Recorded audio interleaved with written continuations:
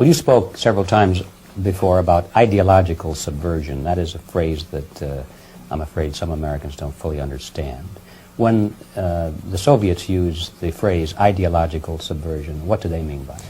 Ideological subversion is the process which is legitimate, overt, and open. You can see it with your own eyes. All you have to do, all American mass media has to do, is to unplug their bananas from their ears, open up their eyes, and they can see it. There is no mystery. There is nothing to do with espionage. I know that espionage intelligence gathering looks more romantic. It sells more deodorants through the advertising, probably. That's why your Hollywood producers are so crazy about James Bond type of thrillers. But in reality, the main emphasis of the KGB is not in the area of intelligence at all. According to my opinion and opinion of many defectors of my caliber, only about 15% of time, money, and manpower is spent on espionage as such. The other 85% is a slow process which we call either ideological subversion or active measures, активные мероприятия in the language of the KGB, or psychological warfare. What it basically means is to change the perception of reality of every American to such an extent that despite of the abundance of information, no one is able to come to sensible conclusions in the interests of defending themselves, their families, their community, and their country. It's a great brainwashing process which goes very slow, and it's divided in 4 basic stages. The first one being demoralization. It takes from 15 to 20 years to demoralize a nation. Why that many years? Because this is the minimum number of years which requires to educate one generation of students in the country of your enemy, exposed to the ideology of the enemy. In other words, Marxism-Leninism ideology is being pumped into the soft heads of at least 3 generations of American students without being challenged or counterbalanced by the basic values of Americanism, American patriotism. The result you can see. Most of the people who graduated in the 60s, dropouts or half-baked intellectuals, are now occupying the positions of power in the government, civil service, business, mass media, educational system.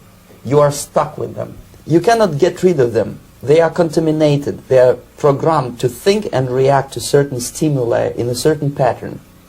You cannot change their mind, even if you expose them to authentic information, even if you prove that white is white and black is black, you still cannot change the basic perception and the logic of behavior. In other words, these people, the process of demoralization is complete and irreversible. To get rid society of these people, you need another 20 or 15 years to educate a new generation of patriotically minded and common sense people who would be acting in favor and in the interests of the United States society. And yet these people who've been programmed and, as you say, in place and Yes. who are favorable to an opening with the Soviet concept, these are the very people who would be marked for extermination in this country? Most of them, yes. Simply because the psychological shock when they will see in future what the beautiful society of equality and social justice means in practice, obviously they will revolt. They will be very unhappy, frustrated people. And the Marxist-Leninist regime does not tolerate these people. Obviously they will join the links of dissenters, dissidents. Unlike in present United States, there will be no place for dissent in future Marxist-Leninist America. Here you can get popular like Daniel Ellsberg and filthy rich like Jane Fonda for being dissident, for criticizing your Pentagon. In future, these people will be simply squashed like cockroaches. Nobody is going to pay them nothing for their beautiful, noble ideas of equality. This they don't understand, and it will be a greatest shock for them, of course. The demoralization process in the United States is basically completed already. For the last 25 years, actually it's overfulfilled, because demoralization now reaches such areas where previously not even Comrade Andropov and all his experts would even dream of such a tremendous success. Most of it is done by Americans to Americans, thanks to lack of moral standards. As I mentioned before, exposure to true information does not matter anymore. A person who was demoralized is unable to assess true information. The facts tell nothing to him. Even if I shower him with information, with authentic proof, with documents, with pictures, even if I take him by force to the Soviet Union and show him concentration camp, he will refuse to believe it until he is going to receive a kick in his fat bottom. When a military boot crashes his, then he will understand, but not before that. That's the tragic of the situation of demoralization. So basically America is stuck with demoralization, and unless, even if you start right now, here, this minute, you start educating new generation of Americans, it will still take you 15 to 20 years to turn the tide of ideological perception of reality back to normalcy and patriotism.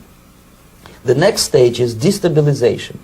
This time, subverter does not care about your ideas and the patterns of your consumption. Whether you eat junk food and get fat and flabby, doesn't matter anymore. This time, and it takes only from 2 to 5 years to destabilize a nation, what matters is essentials: economy, foreign relations, defense systems. And you can see it quite clearly that in some areas, in such sensitive areas as defense and economy, the influence of Marxist-Leninist ideas in the United States is absolutely fantastic. I could never believe it 14 years ago when I landed in this part of the world, that the process will go that fast. The next stage, of course, is crisis. It may take only up to 6 weeks to bring a country to the verge of crisis. You can see it in Central America now. And after crisis, with a violent change of power, structure, and economy, you have so-called the period of normalization. It may last indefinitely. Normalization is a cynical expression borrowed from Soviet propaganda. When the Soviet tanks moved into Czechoslovakia in '68, Comrade Brezhnev said, "Now the situation in brotherly Czechoslovakia is normalized."